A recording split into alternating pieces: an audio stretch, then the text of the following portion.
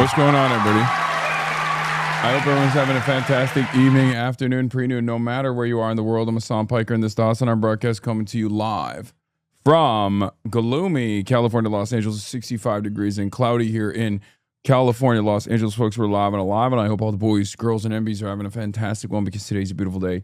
Today's a wonderful day. Today is Thursday. That's right. It is Thursday, June 18th, 2026. We're live. We're alive. And I got that shit on as always. I'm wearing the New York tie because it's a New York day. So we'll start off with the New York Knicks parade. ZOHRAN MAMDANI literally living life like a Disney princess. Every meme is this, bro. Every day, it feels like this. Everyone in New York is just like on a different frequency. Everyone in New York City's on some different shit all the time. Guys, you live in America, okay? Wake up. New York, wake the fuck up. You live in America. This is a country run by pedophiles, okay? You can't be living in a totally separate planet. Like this socialism in one city shit, I'm done. I'm done with it. Spread the fucking wealth around, you know? Typical commies. They came out and they were like, sorry, we're doing communism in one city only. Not even communism in one state only, right? We're doing communism in one city only. We're just going to have so much fun. It's going to be awesome. And everyone else can just fuck right off. But anyway, look at this.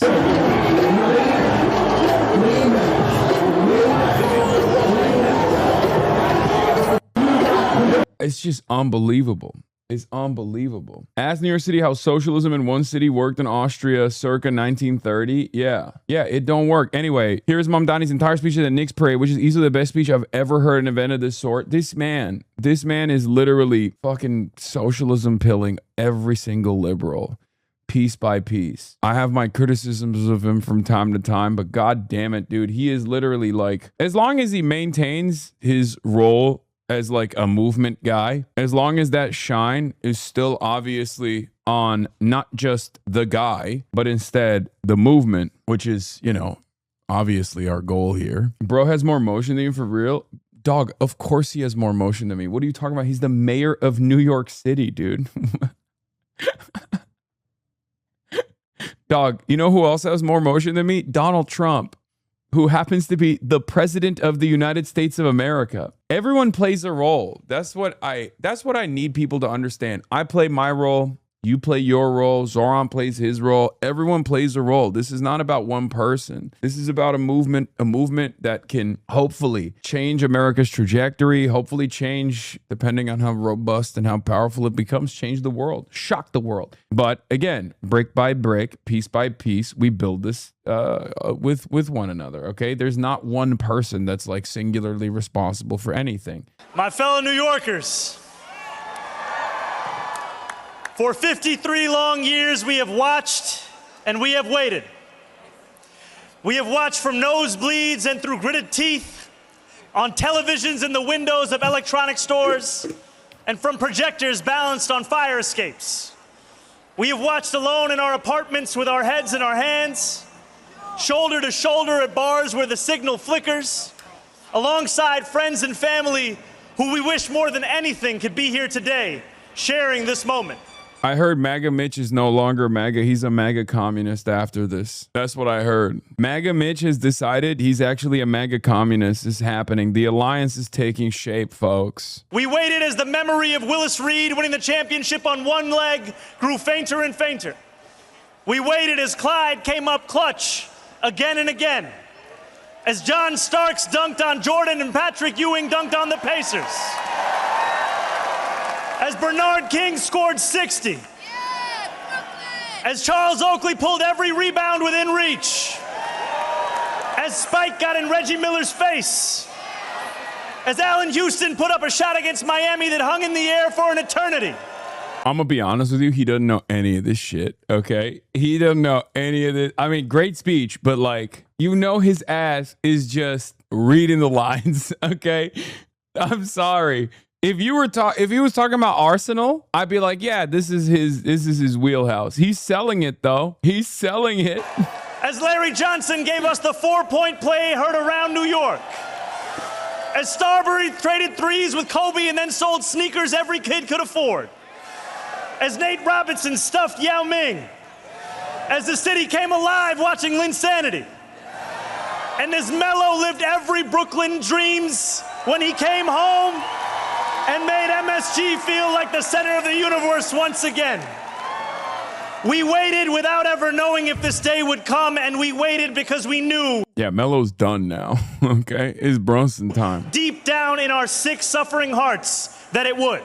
You hating because you'll never know this much ball? I mean, I don't, but I'm pretty open about it. This team has done it. The New York Knicks are NBA champions. We are here not just because of this team that will go down in New York City legend. I'm talking about guys like Ronaldo Balkman, Marty Collins, Raymond Felton, Marcus Camby, Kristaps Porzingis, J.R. Smith, Iman Shumpert, and the whole Knicks tape era. J.R. Smith mentioned. I'm talking about guys like Tony Douglas, who I watched tie the single-game franchise record for 3. Trying to get the pipe mention. You're trying to get the pipe mention. One of the greatest eras of basketball. J.R. Smith, the Swish God.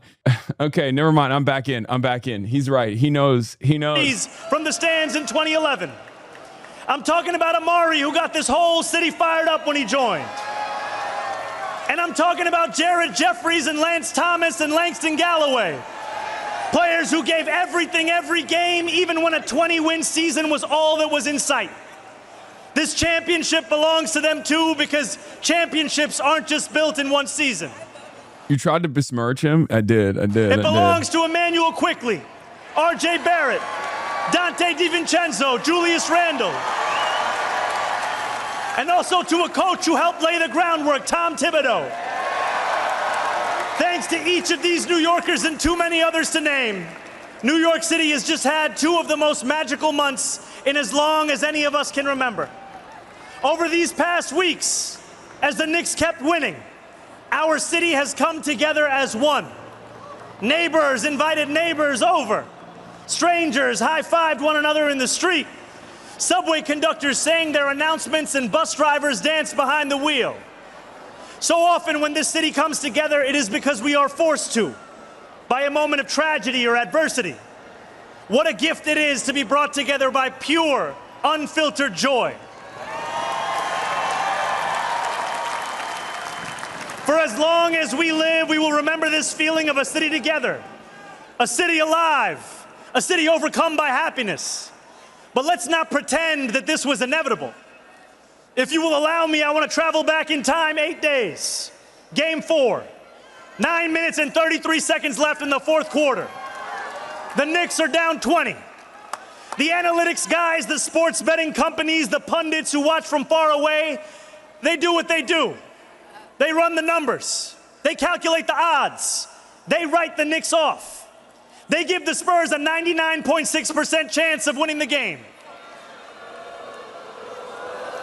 A 99.6% chance of tying up the series 2-2, of reclaiming the momentum with the next game in San Antonio.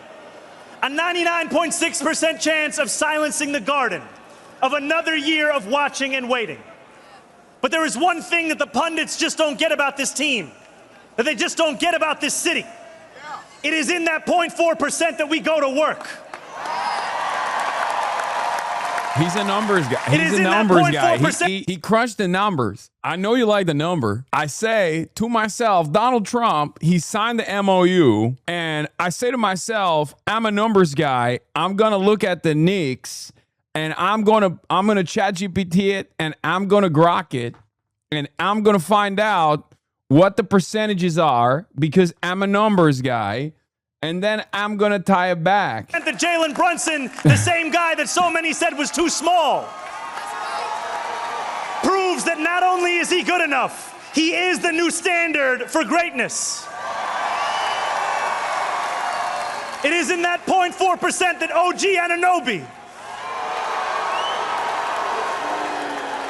watches the ball float from the top of the arc and start running toward the basket, fingers reaching towards the heavens. It is in that 0.4% that Karl Anthony Towns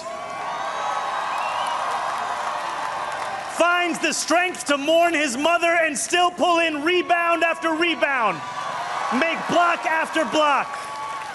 It is in that point. Bro, this is a wild speech. I mean, it's very good, but it's also insane because it's literally like a rally speech, but specifically about the New York Knicks in the finals and the history of the Knicks as well. He's doing a campaign speech going hard in the motherfucking paint. 4% that Jose Alvarado shows every kid growing up in public housing that a son of Brooklyn and Queens can win for every one of the 5 boroughs. It is in that 0.4% that Mitch breaks his finger before game 1 and says, go get the tape. It's in that 0.4% that Josh Hart gets rebounds that break teams, that McCall Bridges proves he was worth every single draft pick, that Landry Shamet pulls up from downtown,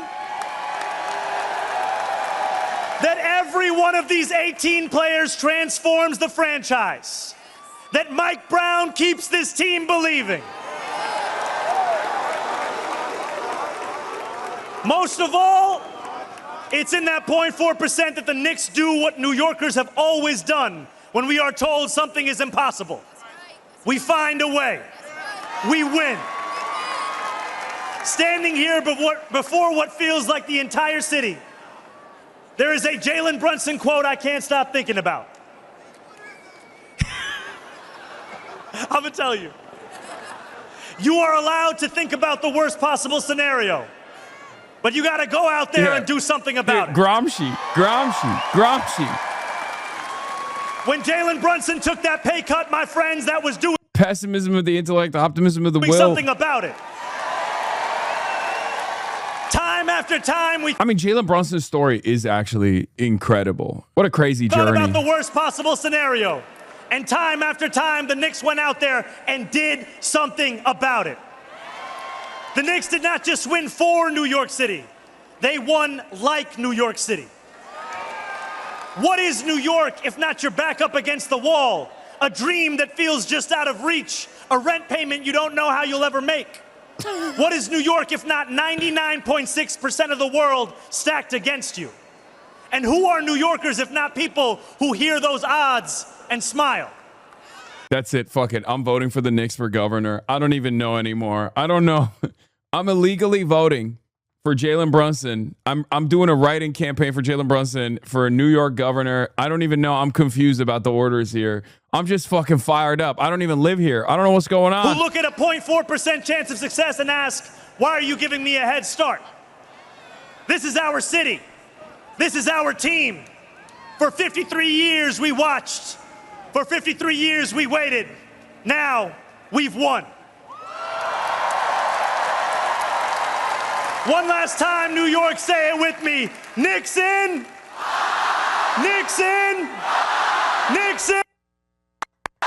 So much. He broke it. He broke the aura. Anyway, if you want to see some fucking peanut butter and jealous time, let's take a look at Dolan, who made a not so subtle remark. Look, I don't need your vote. I don't need to quote to you, right?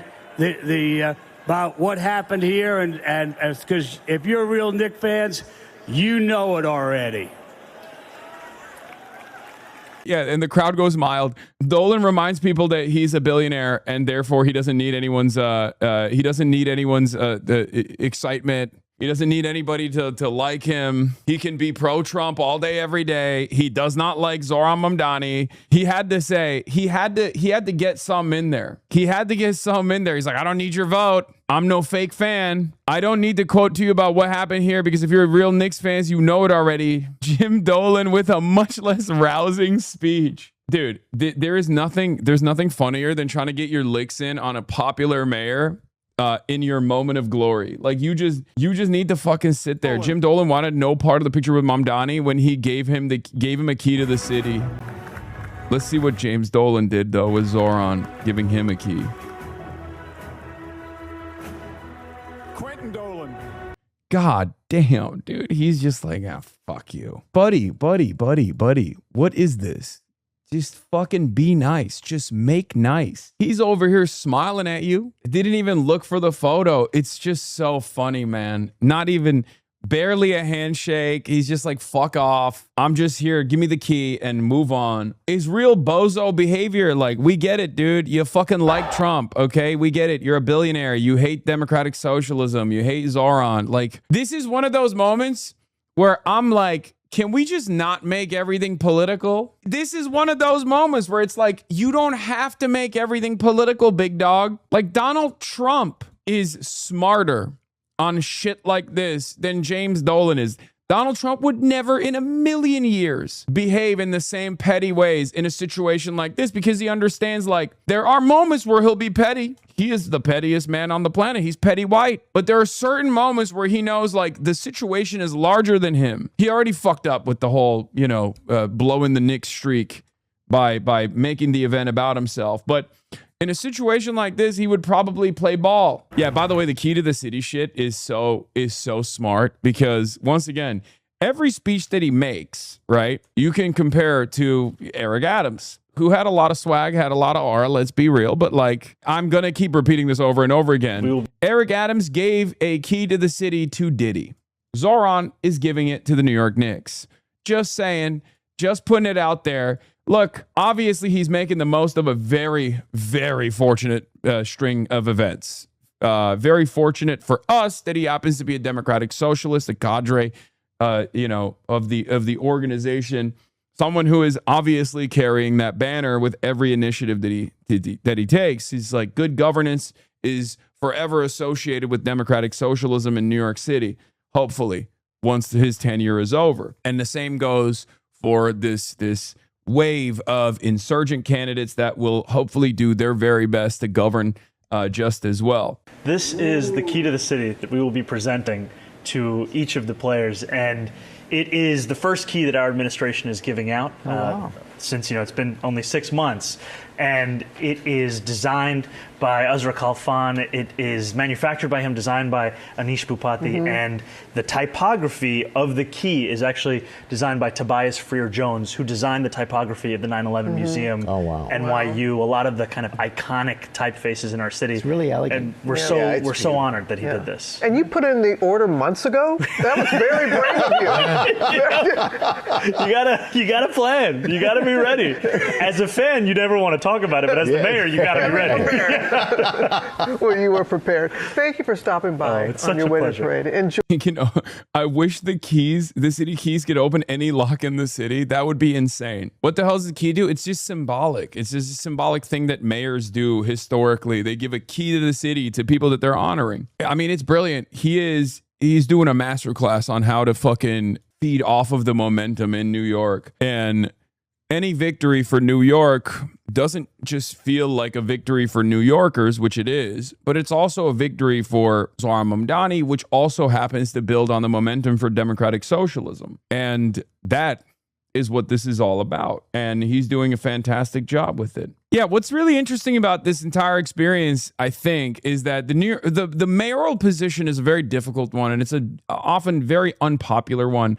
And to give Zohran his endless flowers that he deserves, he has genuinely taken this position and turned it into a popular one. So the fact that he's capable of taking this role and moving further to the left than even Bill de Blasio did, and also simultaneously still maintain this kind of aura, this kind of positive approval with what he's doing, is actually a very impressive feat. We are Charlie Kirk. We carry the flame. We'll fight for the gospel. We'll honor his name. We are Charlie Kirk. His courage on. Together unbroken. We'll make heaven known.